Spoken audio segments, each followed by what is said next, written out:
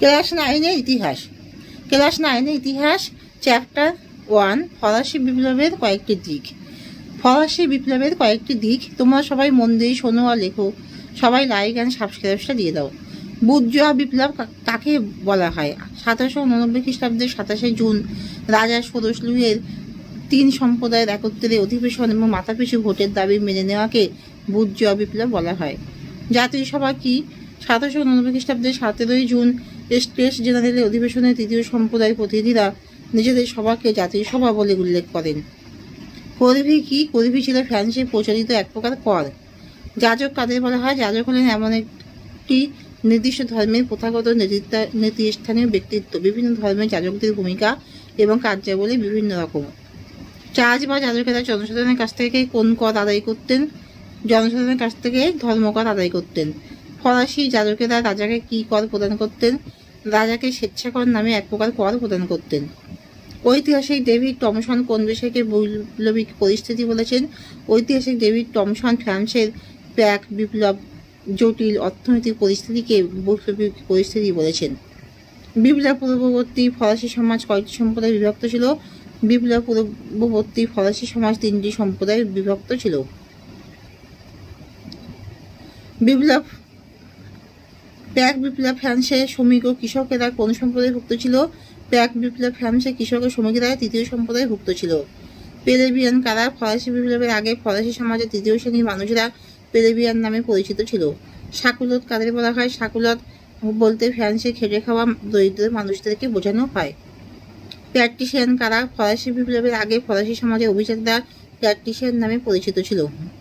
টেইলি কি? টেইলি হলো ফ্রান্সের এক প্রকার ভূমি কর। এটি ছিল প্রত্যক্ষ কর।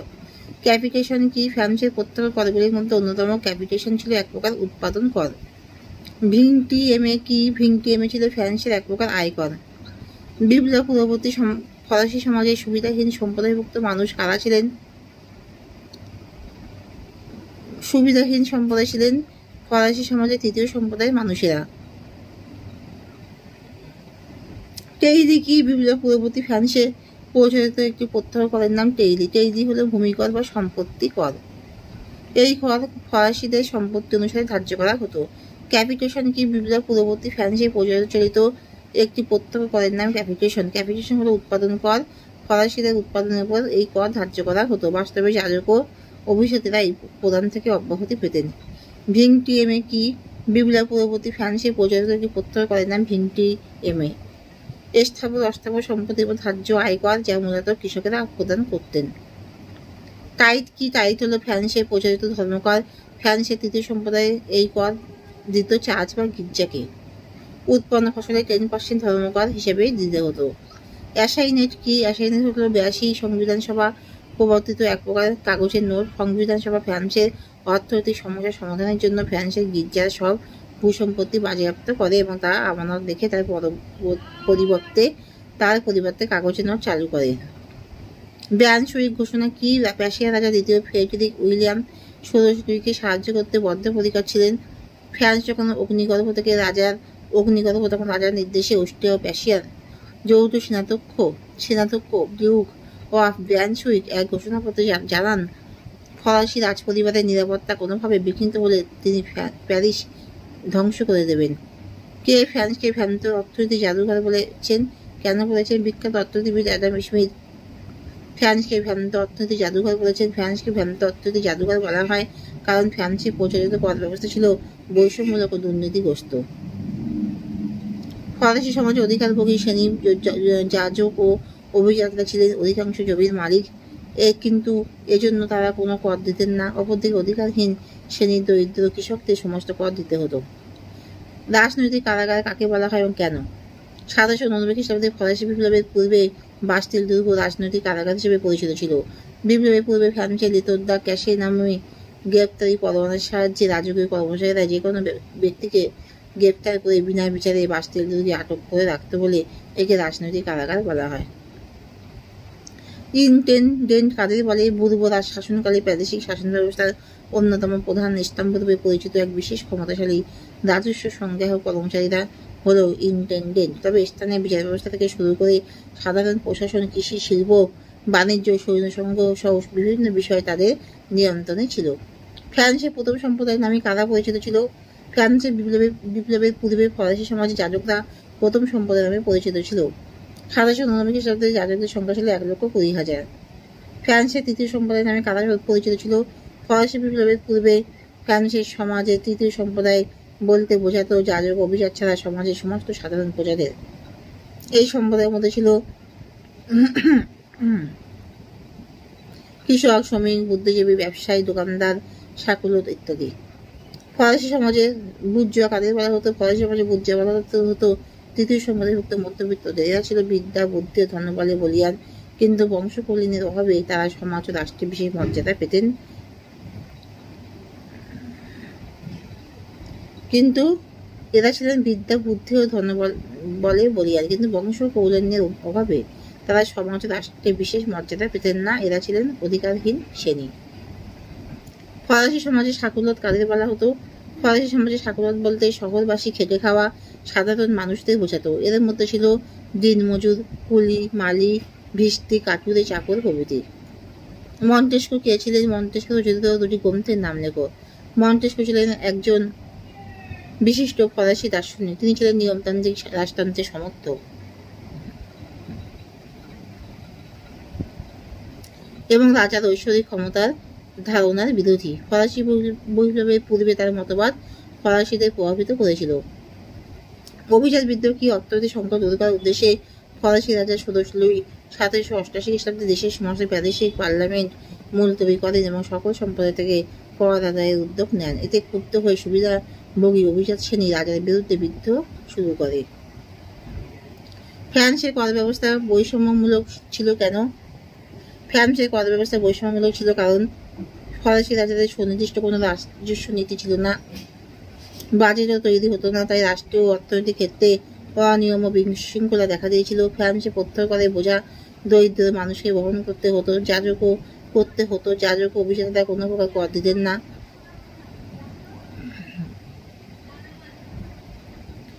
কর প্রদানকারী ফ্রান্সে আদায় করা মোট করের 96% কর দিতে হতো তৃতীয় সম্প্রদায়ের সাধারণ মানুষকে। কর আদায়ের ব্যবস্থা ফ্রান্সে কর আদায়ের ব্যবস্থা ছিল ত্রুটিপূর্ণ। সরকার এককালীন কর আদায়ের জন্য কিছু রাজকর্মচারী ও অভিজাতদের কর আদায়ের দায়িত্ব দিত। এই কর আদায়কারীরা প্রজাদের কাছ থেকে নির্দিষ্ট করের অতিরিক্ত কর আদায় করে নিত। বাড়তি কর আদায়ের জন্য তারা প্রজাদের উপর অকথ্য অত্যাচার করত। বাণিজ্য শুল্ক আদায়কারী শুল্ক বিভাগের কর্মচারীরা নানাভাবে সরকারি পাওনা আত্মসাৎ করত এবং বণিকদের উপরে অকথ্য অত্যাচার করত। এইসব কারণে বিখ্যাত অর্থনীতিবিদ অ্যাডাম স্মিথ তৎকালীন ফ্রান্সকে ভ্রান্ত অর্থনীতি জাদুঘর বলেন।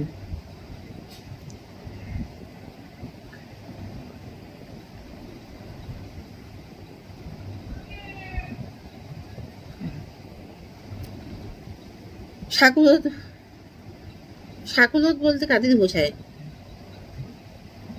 শাকুলত বলতে শহরের নিচুতলা দরিদ্র মানুষদের বোঝায়।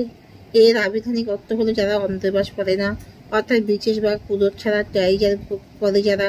এদের অধিকাংশ ছিল নিরক্ষর ও খেটে খাওয়া মানুষ। এই সম্পদের মধ্যে ছিল কারখানার শ্রমিক, মজুর, কারিগর, মোটে, মালি, চাকর, রাজমিস্ত্রি, কাঠুরে, জেলে, জলবাহক প্রমুখ। শাকুলতের জনসংখ্যা 1799 খ্রিস্টাব্দে প্যারিস শহরের অধিকাংশ মানুষ ছিল শাকুলত সম্প্রদায়ভুক্ত। শাকুলত শ্রেণীর বৈশিষ্ট্য: এরা শহরে নোংরা ও অস্বাস্থ্যকর পরিবেশে বসবাস করত। এরা গায়ে গতরে কাজ করে পেট চালাতো এবং কাজ না থাকলে ভিক্ষাও করত। এদের মধ্যে অনেকে অসামাজিক কাজে যুক্ত হতো, নানাভাবে গন্ডগোল করত। শহরের ধনী মানুষেরা এদের ঘৃণা করত। এদেরকে ঘৃণা করত। স্বার্থান্বেষী রাজনীতির লোকেরা এদের নানাভাবে ব্যবহার করত।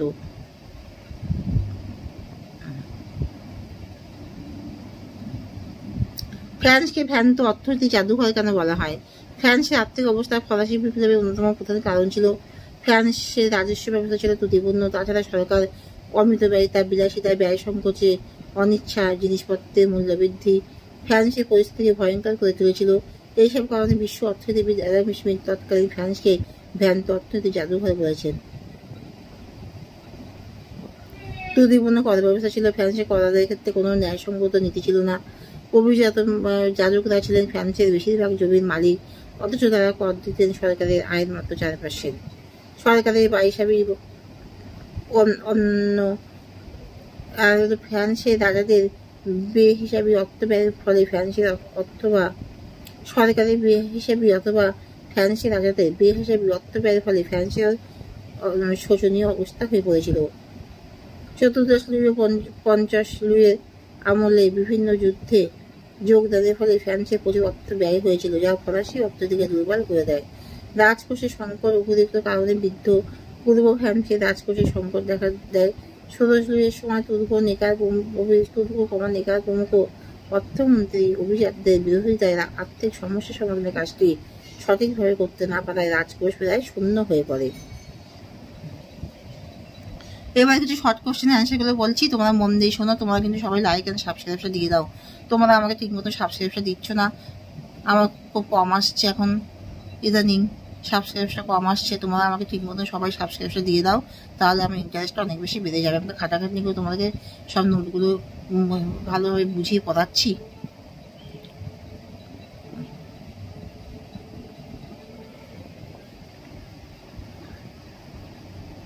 তোমরা দিচ্ছ তো সাবস্ক্রাইবটা, লাইকটা দিচ্ছ তো? দাঁড়াও, শর্ট কোশ্চেন অ্যান্সারগুলো বলছি। এইগুলো কিন্তু ভেরি ভেরি ইম্পর্টেন্ট, এই শর্ট কোশ্চেন অ্যান্সারগুলো। আর বড় কোশ্চেনগুলো খুব ইম্পর্টেন্ট আছে।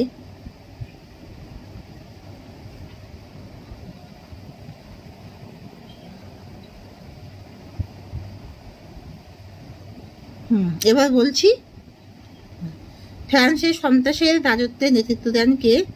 রোবসপিয়ার। বাস্তিল হলো ফ্রান্সের দুর্গ। কান ছিলেন একজন, বাস্তিল একটা ফ্রান্সের দুর্গ। ফরাসি চিন্তাবিদ ছিলেন কান্ট। দ্বিতীয় ফরাসি বিপ্লব সংগঠিত হয়েছিল 1792 খ্রিস্টাব্দের আগস্ট মাসে। ম্যারাক ছিলেন জ্যাকোবিন নেতা। 1781 খ্রিস্টাব্দে রাজা ষোড়শ লুই দেশ ত্যাগ করতে গিয়ে ধরা পড়েন। 21শে জুন দি পার্সিয়ান লেটার্স গ্রন্থটি লিখেছেন মন্টেস্কো। ফ্রান্সের কর ব্যবস্থায় টাইট ছিল ধর্মকর। ফ্রান্সের প্রথম লিখিত সংবিধান রচিত হয় 1791 খ্রিস্টাব্দে।